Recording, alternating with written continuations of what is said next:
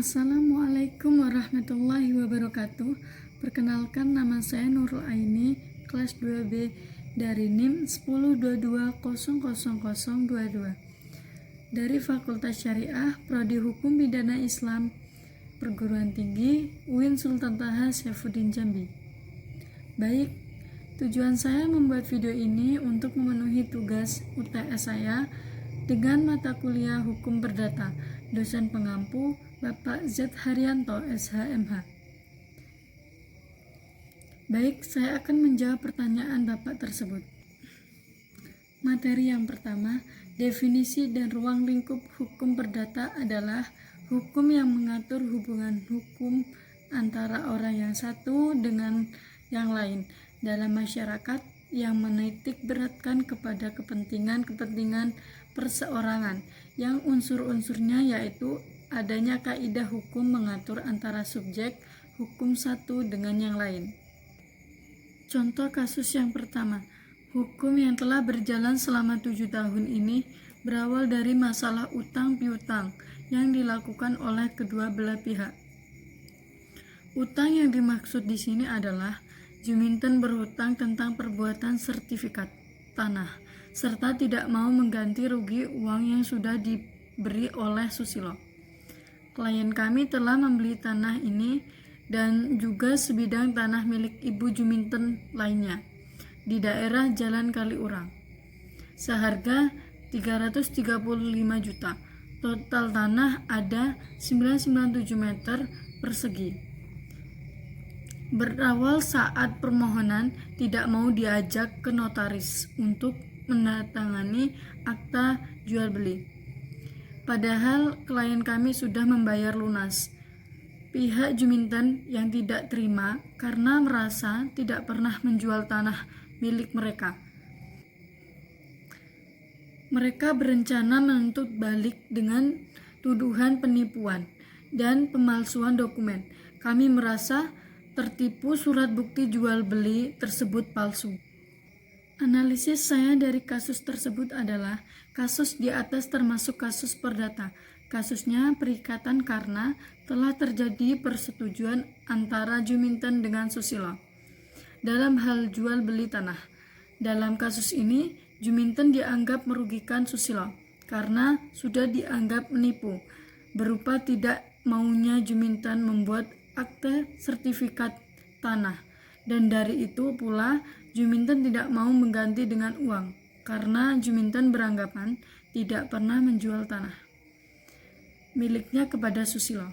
Padahal pinjaman atau pendaftaran tanah itu wajib demi terlaksanakannya kepastian hukum, sehingga Juminten dianggap ingkar janji atau wan prestasi.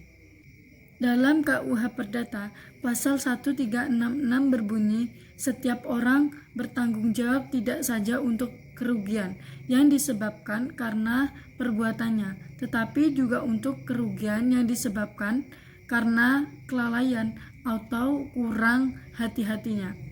Di sini jelaslah bahwa Juminten melanggar undang-undang tersebut.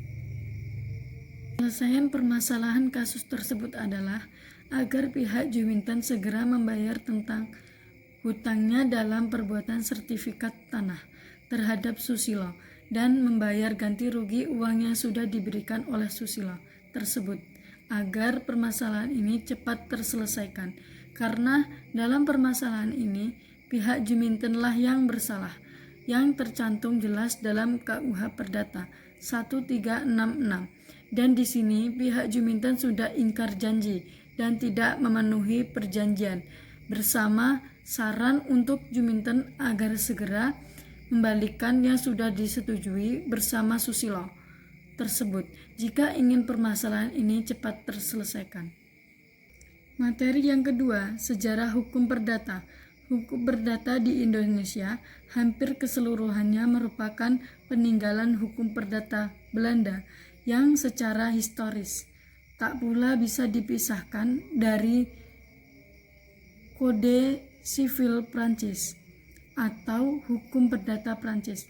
Keberadaan KUH Perdata sebagai ketentuan undang-undang hingga saat ini masih terus diperdebatkan.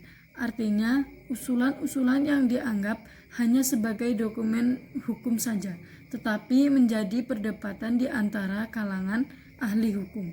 Contoh kasus dari materi kedua, perusahaan PT dan masyarakat sekitar.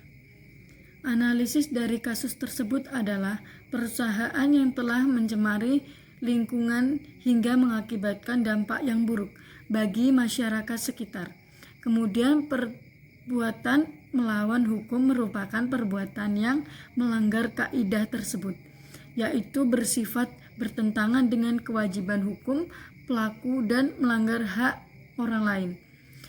Perbuatan yang melawan hukum ini meliputi beberapa hal, seperti perbuatan yang bertentangan dengan hak milik orang lain, perbuatan yang bertentangan dengan kesusilaan, perbuatan yang bertentangan dengan kewajiban hukumnya sendiri dan bertentangan dengan kehati-hatian atau keharusan di dalam pergaulan masyarakat yang baik. Penyelesaian permasalahan kasus tersebut adalah perbuatan melawan hukum memiliki 3 kategori. Pertama, perbuatan melawan hukum karena kesengajaan. Kedua, perbuatan melawan hukum karena kelalaian. Ketiga, perbuatan hukum melawan tanpa kesalahan atau tanpa sengaja dan kelalaian. Selain itu, perbuatan melawan hukum punya beberapa unsur. Adanya perbuatan tersebut bersifat melawan hukum, adanya kesalahan dari pelaku, adanya hukum kausa atas saling menyebabkan antara perbuatan dengan kerugian. Materi yang ketiga, perihal mengenai orang dalam hukum perdata. Subjek hukum diartikan sebagai mendukung hak dan kewajiban. Subjek hukum memiliki wewenang yang dibagi menjadi 2. 1. Wewenang untuk mempunyai hak. 2. Wewenang untuk melakukan atau menjalankan perbuatan hukum dan yang mempengaruhinya. Faktor hukum terdiri dari orang dan badan hukum. Orang dalam arti hukum terdiri dari manusia pribadi dan badan hukum. Subjek hukum terdiri dari orang dan badan hukum. Orang dalam arti hukum terdiri dari manusia pribadi dan badan hukum. Sedangkan badan hukum adalah subjek hukum ciptaan manusia pribadi berdasarkan hukum, diberikan hak dan kewajiban seperti manusia pribadi. Contoh kasus yang ketiga, orang yang mengadakan perjanjian atau perikatan kepada perbankan ketika orang tersebut tidak mampu untuk membayar lagi, maka akan terjadi wanprestasi. Penjelasan saya mengenai kasus tersebut adalah ketika terjadi wanprestasi, maka akan ada pihak yang dirugikan. Pihak yang dirugikan tersebut adalah perbankan. Karena hal tersebut, pihak perbankan merasa tidak dipenuhi haknya dan orang tersebut tidak memenuhi kewajibannya untuk membayar hutang tersebut. Penyelesaian permasalahan kasus tersebut adalah negosiasi adalah kedua belah pihak bertemu dan mengadakan perundingan tentang hak dan kewajiban sehingga keduanya dapatkan sengketa tersebut tanpa harus meminta bantuan pengadilan. Materi yang keempat, hukum perkawinan. Perkawinan adalah pertalian yang sah antara laki-laki dan seorang perempuan untuk waktu yang lama. Sedangkan perceraian ialah penghapusan hakim atau tuntutan salah satu pihak dalam perkawinan itu. Undang-undang tidak membolehkan perceraian dalam permufakatan antara suami dan istri, tetapi harus ada alasan. Contoh kasus keempat, KDRT atau kekerasan dalam rumah tangga.